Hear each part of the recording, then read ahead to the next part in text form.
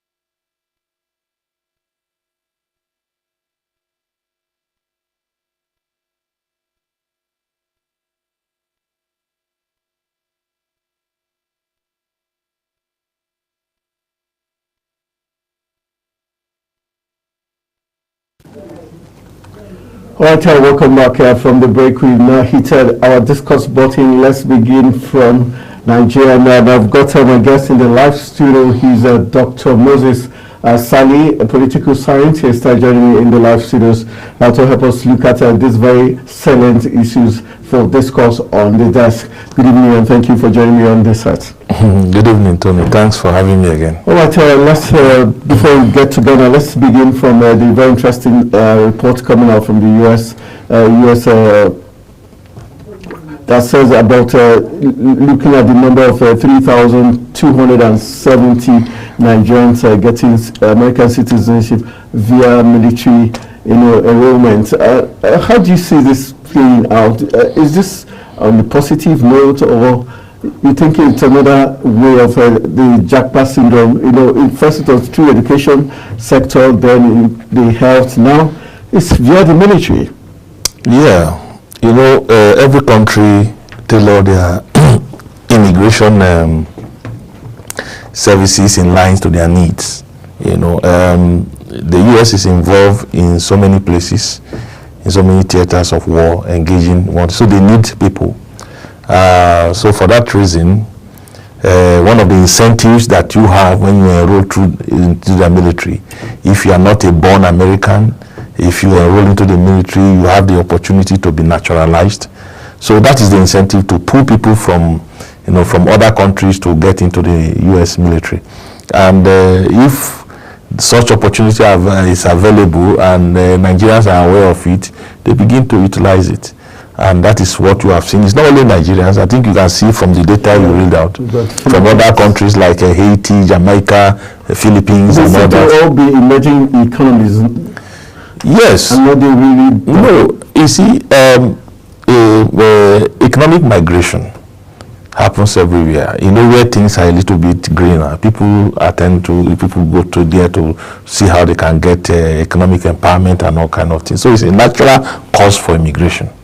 So if you go to a land and you look at where the opportunities are for you, especially if you are not a citizen, and for you to have the freedom to be able to move around, to do certain things so that you can be able to benefit from the country. And if there are windows that are available like the military service that could give you that opportunity to get enrolled, and after a few years of service you could be qualified for naturalization, then they take advantage of it. And that is what you have seen thus far. If you could see the volume of those, about over 3,000 Nigerians between 2020 to that's about 4 years ago, you can see that many people are now getting, through that route to get naturalized. What about the consequences of? We know that the military, one key thing is you're going to the battleground. Your life is at risk. Doesn't that count anymore? No. You see, the military has so many arms. There are the combat arms, the non-combat arms. So if you are in the non-combat arms, maybe you are deployed to maybe the media section, for instance. You may see combat, but you are going there with with the role of covering it. That is, for instance, there are risks involved, there is no doubt about it. But notwithstanding, it's not all theaters that America is involved that you will find live combat that we see in other places. For instance, the AFRICOM, you don't get that. And some of them may be there, serving there for like 4 years or 5 years and get their naturalization and exit the military. It's not like the kind we have here where people work for 30 years. No, you can serve for 5 years and leave. Now that they have been naturalized within 4 years, maybe the next 1 year from now, they will just exit the military and go into the civil war and do other things. Is there a risk on the part of the Americans? Do they also stand a risk knowing that these persons are doing this for economic reasons and not necessarily for whatever reason that motivated them to get enrolled? Is there no possibility they might compromise the system? It's not likely. They are the one looking for who will get enrolled. Their own citizens are shying away, and they need the strength, the human strength to occupy those places. So they know they are aware. If it is about just getting any salary and all that, many people may not be interested. But the opportunity that if you serve within 2-3 years, you can be naturalized, that is the major motivation. So now that they have been naturalized, they can now serve for maybe additional 1 year, making it 5 years of service, and they will exit. They will exit voluntarily and go into the civil war and begin to do whatever they want to do. But they are now citizens of the U.S. On the part of Nigeria, is there benefit for these countries? Of course. Philippines, do they have any people? Of course, in terms of, these are diaspora Nigerians, and they have relatives here, they have parents here. So definitely they'll be sending stipends to them. And those stipends are now coming into the country, And if you like it or not, they'll be building of new houses, buying of cars, this and so. Just money going to the Nigerian economy. And, by doing that, it boosts our economic activities within the country. So, one way or the other. On the military aspect, are they likely to gain? Because I know there's a Captain Bishop Johnson who retired from the U.S. Army, who is back in Nigeria. Do you think there will be transfer of knowledge, technology, and knowledge in terms of? And do you think Nigeria is harnessing that aspect of this? Well, I don't know the kind of technology or knowledge that you are talking about. If it is something that is novel, in terms of military. Yes, if it is something that is novel and something that could help the Nigerian military, and he has idea of what it is, there are channels that he can put that through.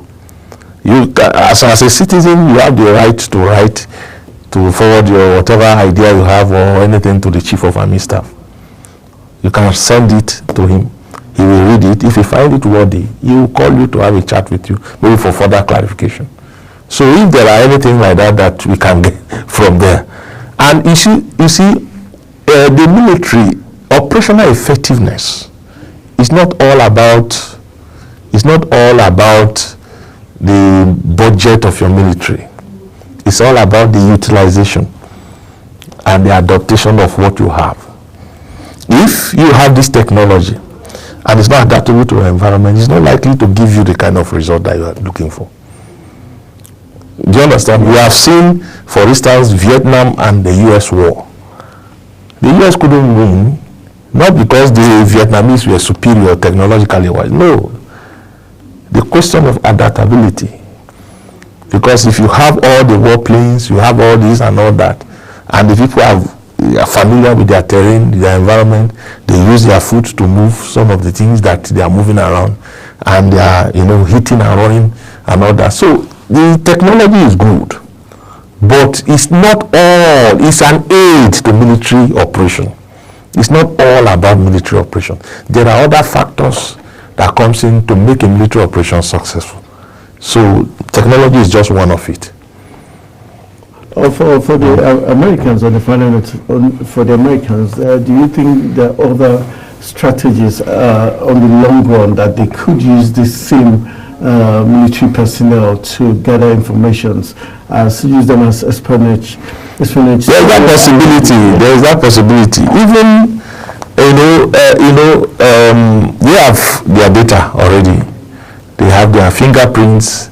They have their facial marks. They have all those things already, and they have naturalized them. So one way or the other, they have their loyalty to the U.S. government. So can it be of risk to the other nations? Which nation? Well, we're talking about those from the Philippines, now Mexico, even Nigerians. If the risk is that if there is any reason why the U.S. should go against Philippines, for instance, for one reason or the other. The advantage is that the U.S. will be able to have better information about Philippines because the citizens are already in the U.S. They know the strength of the army, or their military. They know the environment. They could even be the ones leading the U.S. troops to those places, and that is an advantage because they are familiar with the terrain and all that. So the advantage is that even the language. These people understand the language, so they can be able to speak the language or hear the language, understand the language, and be able to interpret. And also that could help. So these are some of the advantages that you get. And beyond that, there are other benefits that they could get. Because when you bring people from diverse cultures, diverse environment, and you bring them together, there are few things that are good about them that you can harness for your own benefit. So these are the kind of things that I think that is of benefit. Because if you are deploying, for instance, to the Asian region, for instance, it's likely they are going to use those people. Yes, they use the Vietnamese, the Philippines, and all that. They can use those people in that environment. So if it is Africa, they can use those from Ghana, Nigeria, and all that. If it is South America, they can use the Jamaicans, the Haitians, and all that. So these are, because their own military is not like our own.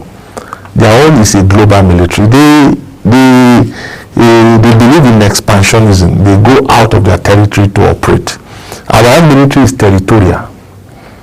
Our military is territorial. So the philosophy of their military it differs from our own military, because we are more concerned with internal security, but they are all concerned with the threats that come from outside, into their territory. Because when you go to their country like the US, you have the other forces that are protecting, internal security. So they go for external threats.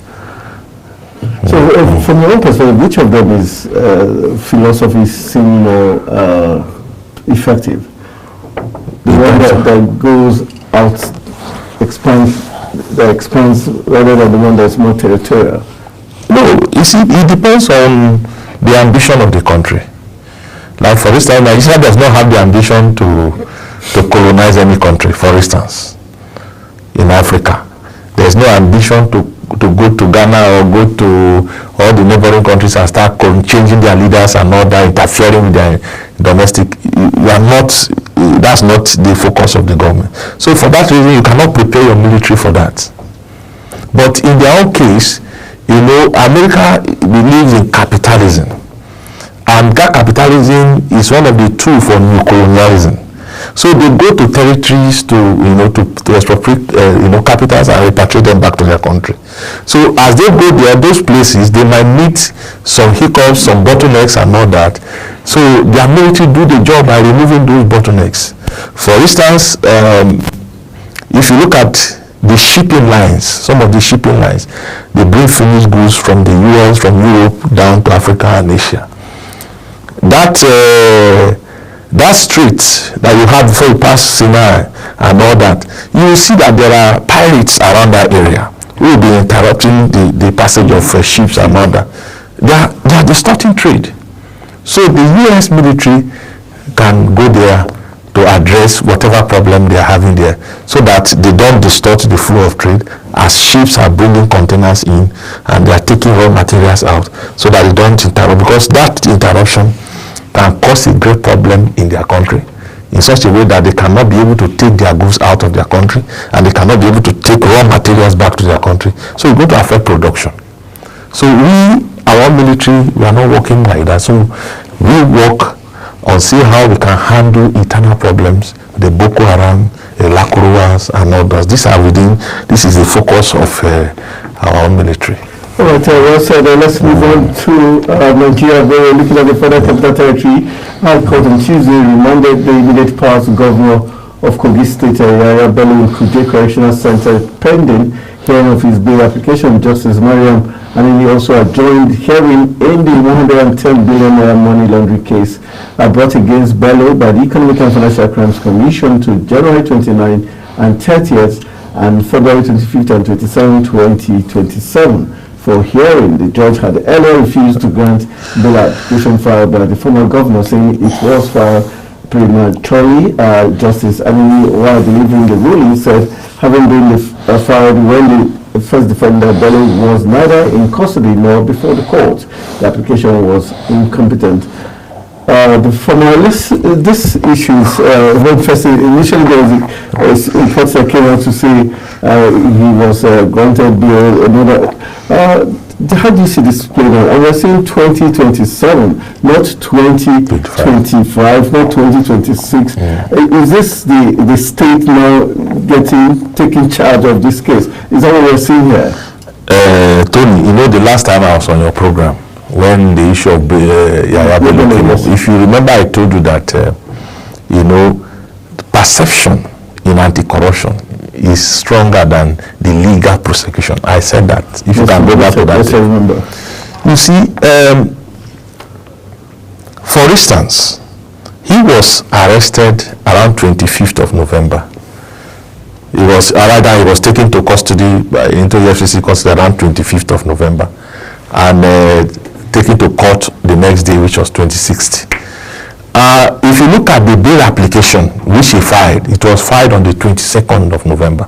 In other words, he had already filed for bail before he was taken into detention, before he was even arrested. He had already filed for bail. And I think that is what prompted this judge to bring this heavy hammer on him. At least going to spend like 2 years before they talk about his prosecution, because we are in 2024, and if it's not a typographical error, then he's talking about 2027. So you can see that before they even talk about anything, it will be around January 2027, which is approximately 2 years from now. But it's likely to appeal for this type of thing. But the perception I told you about is responsible for such things. First of all, you are running away from one place to another to see how you can evade arrest another. Secondly, you filed for bail when you have not been arrested. Okay. All right. We're going to get back to it.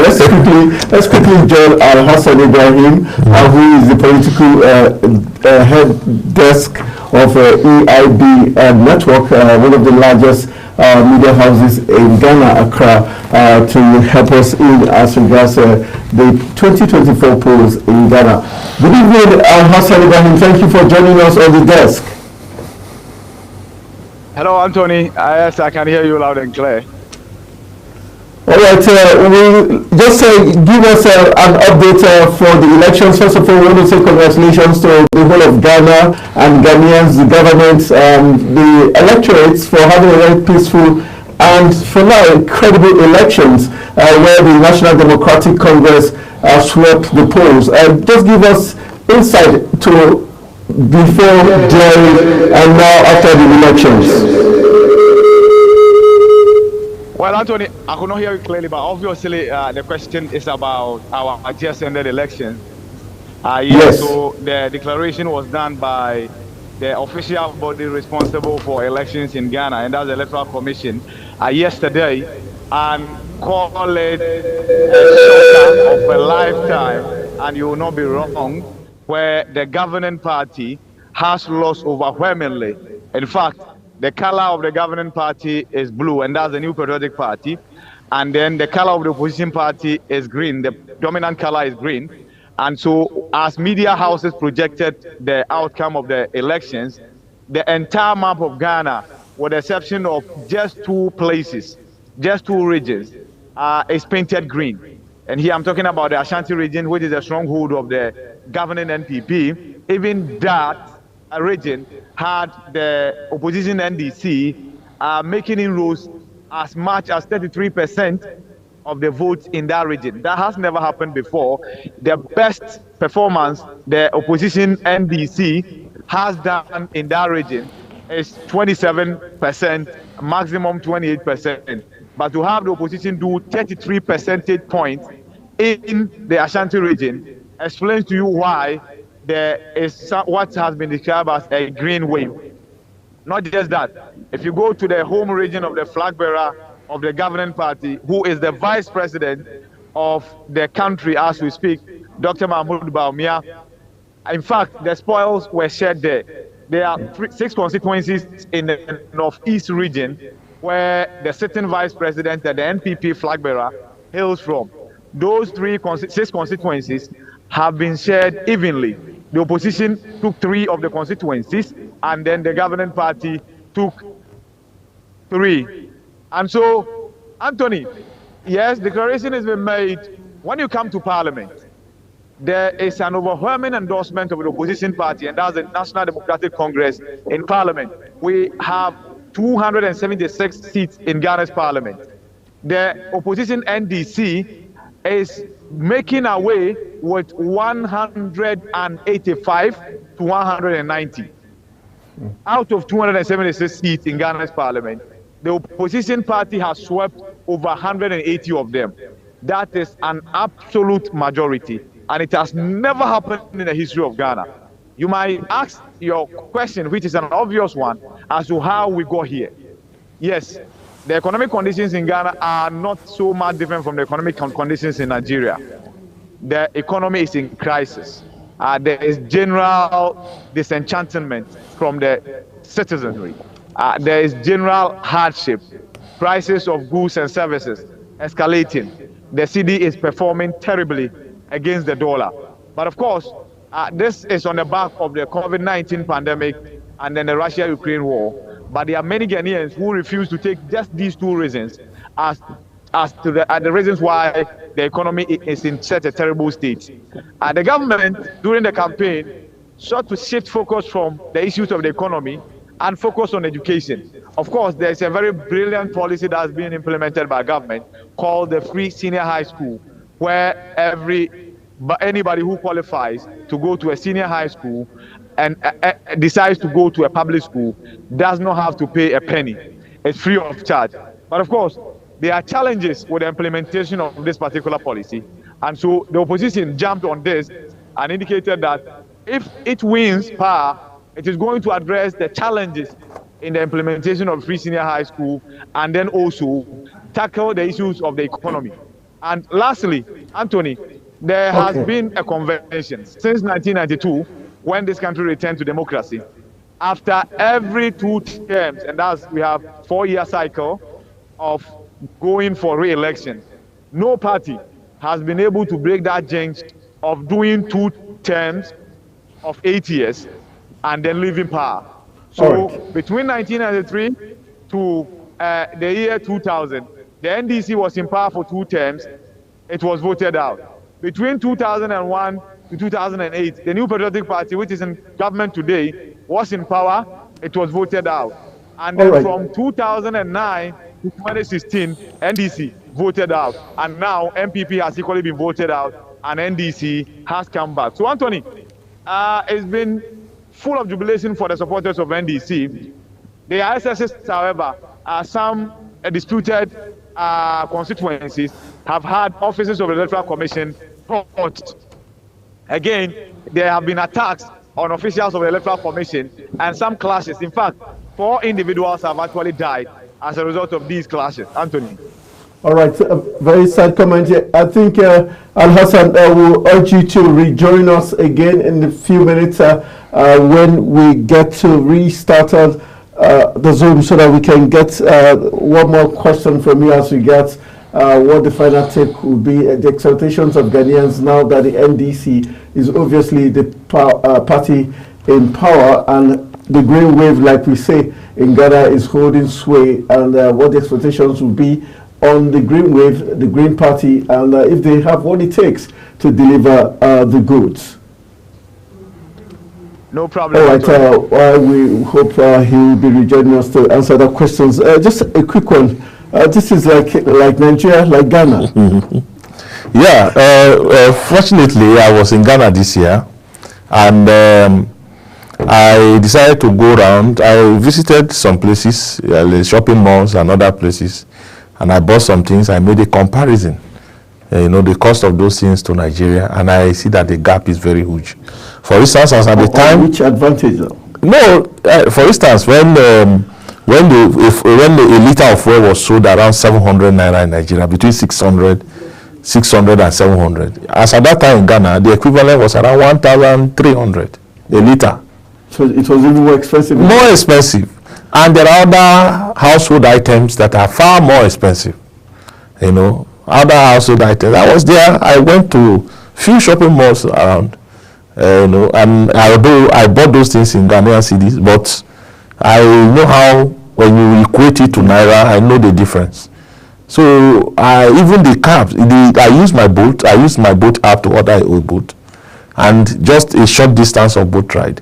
What I paid compared to what I pay here, the difference is huge. So I know that the economy of Ghana wasn't doing well. What you see now, the opposition sweeping through, and even according to Al-Hassan, there's been 4 people who have died already. The electoral body officials have been attacked, offices also attacked. So it's like saying the INEC offices being attacked, INEC officials being attacked.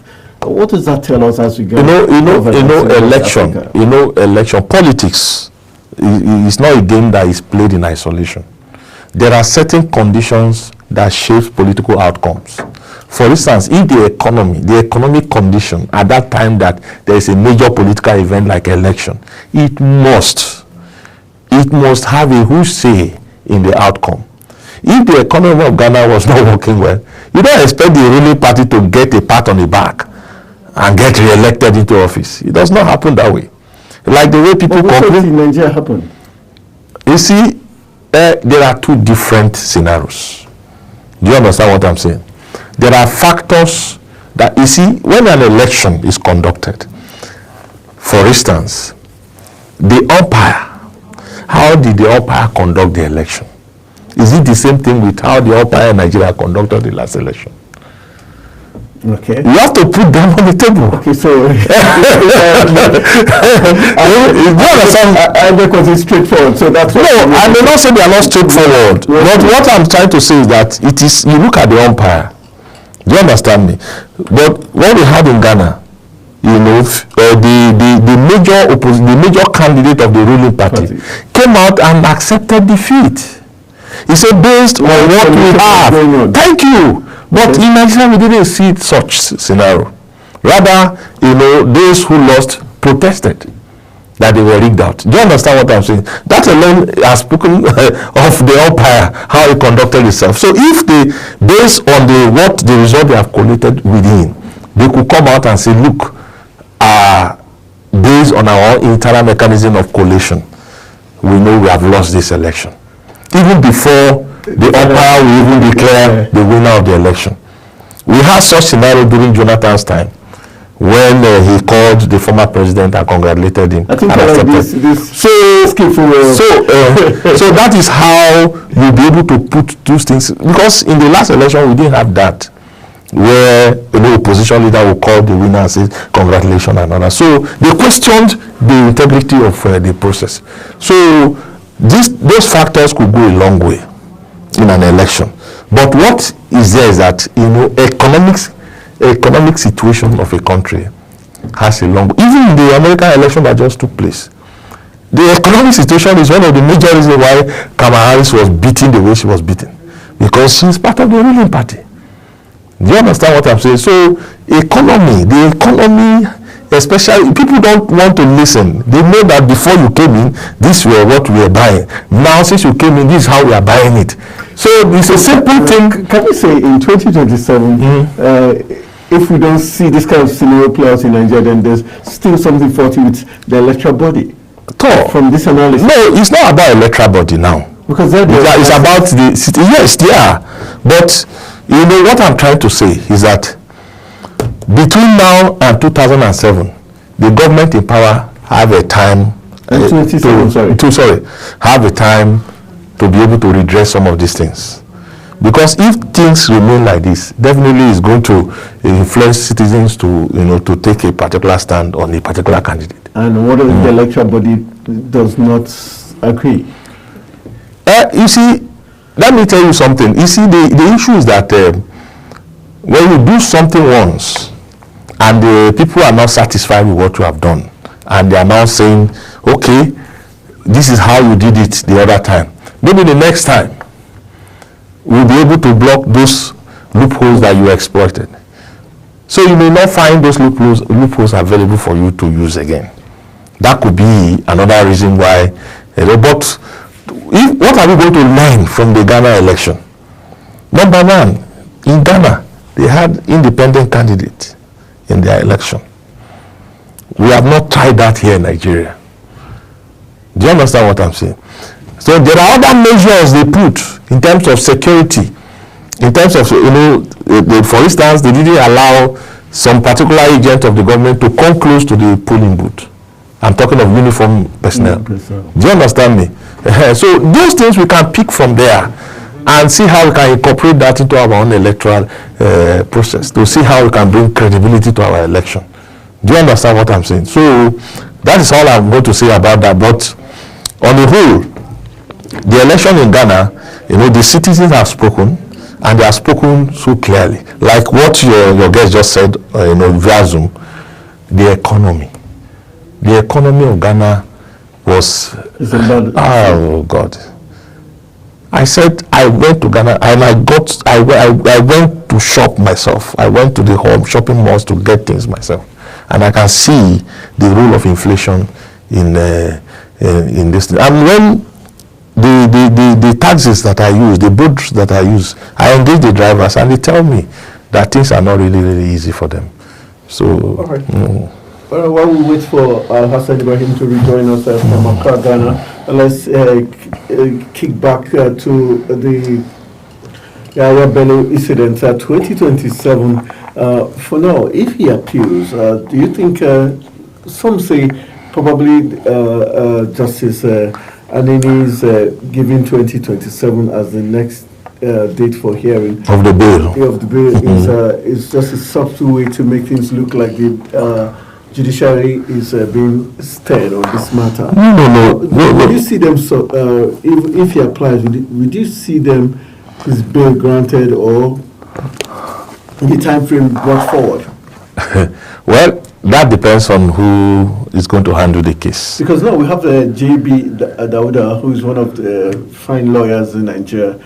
Joseph Dauda, I know he has a good pedigree. I know of that, but you see, do you think his pedigree will play a key role in this? It does not matter. You see, there are technicalities in law. I just pointed out one, that he filed for bail before he was taken into custody. And the judge, if you look at that script, the judge read that aspect of law that invalidates such application. So who did the filing? He's not saying so what are you talking about? The other two defendants that came, they were granted bail of 300 million each, and all that. Those ones were not filed before they were taken, so they met the requirement.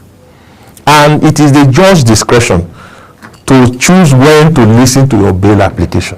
Now the judge has chosen 2027 as the time that she wants to listen to. So if you feel otherwise, maybe you can appeal to a higher court and say maybe they should direct the judge or they should do that and not that. But it's very, very difficult because the judge had not taken a judgment on that case. So I don't know how they are going to do it. I don't know if there are legal provisions that will allow them to say they want to appeal to have a drawdown of dates that the judge are choosing. I don't know how. But if there is nothing they can do about it, definitely it's going to spend 2 years in Kuje prison. The co-defendant having granted bail of 300 million, could that be under that grounds? Can they file for his to be also granted? No, they are separate things. Granted bail does not mean they are not part of the prosecution. I don't think you understand what I'm saying. What I'm saying, would they say, okay, here his bail application on the grounds that those who were also charged alongside him were considered? Those ones have been granted. What they need to do is to meet the bail requirement. So once they meet the bail requirement, they'll be released from the Kuje prison. But he has not been granted bail. So they are going to listen to his bail application, and on the basis of that, then grant him bail. That will be 2027. How will this affect the whole case? I told you that last time I came here, that the perception, the members of the judiciary, are they not part of the society? So they are desperate to... Yeah, the perception. I told you that anti-corruption. The perception is stronger than the legal prosecution. I told you that. It's even more than 50%. So that puts him in a very... It's a perception issue. Like now, the judge pointed out, you have not been taken into custody. You have applied for bail. So what are you... Okay, you went wrong. Do you understand what I'm saying? So the perception is very, very strong when it comes to anti-corruption. Perception. And whatever you do, when you are, undergoing that kind of process, will be interpreted either negatively or positively against you. So, if he had not run away, he had not tried to evade the arrest and or prosecution and all that, perhaps he would have been granted bail the way these other guys were given. So, because he had been, running away, trying to do all the noise around and that, is now, playing out gradually. I don't know how they're going to do it, but I know, I'm not a lawyer, but I know that maybe if they dust their law book or dust whatever they have, they may be able to find a way to appeal for this and see how they can draw it down. But if there is no room for that, then he will spend 2 years in Kuje prison before the talk of his bail application, prosecution, then if he's found wanting, then sentence. That was a different All right, this story getting more interesting. Let's look at this one more time. We're going to the Farotimi's defamation round, as the big story tells us that former presidential candidate of the Labour Party, Peter Obi, has visited Nigerian legal luminary Afe Babalola SAN in Ado-Ekiti State. Obi had pleaded with Babalola to consider the situation of the human rights lawyer Dele Farotimi, who has been remanded at the Ekiti prison. Babalola has come under intense criticism from several Nigerians since he petitioned the police to arrest Farotimi. On Monday, the court granted Farotimi bail in the sum of 50 million naira and a surety. In like sum, however, Obi has decided to try and mediate between the two lawyers. A social activist, Moses Paul, posted pictures and images of Obi's visit to Ado-Ekiti. How do you see this playing out? Do you think Afe Babalola went too far in a bid to prove probably his status in the judiciary? And do you think it was fair moving Farotimi from Lagos to Ado-Ekiti, where it seems Babalola has that advantage? Doesn't that make it look more suspicious?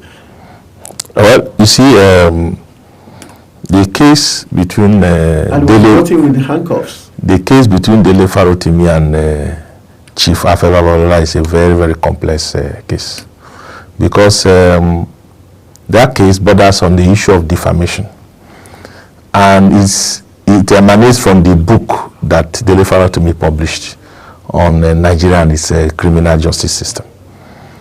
You see, there are ways that you can express yourself. That is why we are talking about, the ability to write intelligently. There are ways you can express. I want to write something about you now. There is a way I will describe you without calling your name, and anyone that reads it will know it's Tony I'm talking to. That's an intelligent way to write, because if he had done that, there will be nothing to lay their hand on him to say, you are talking about me. Do you understand what I'm saying? If he had done that, it's an intelligent way of expressing. Doesn't he have the burden of proof? That is where the case lies now. Now that he had mentioned his name expressly, then he should prove it. But if he had described him, he was a former person to the president, he was this, he was that, he ran in school, without mentioning his name. Do you think he really has the opportunity to prove the way the whole event has been? No, definitely now. Now the matter is in court. What they're asking for is bail now. When they enter the prosecution, they were asking for evidence for that now. If he does not have evidence, that is where the problem. But, mentioning something of corrupting the judicial system, even at the highest level, I don't think, no matter how smart he is, he will have the evidence to tender before the court. Do you think because the judiciary would want to nail him by all costs? No. It's not about nailing him. When you accuse or you allege something, the burden of proof is with you. Yes.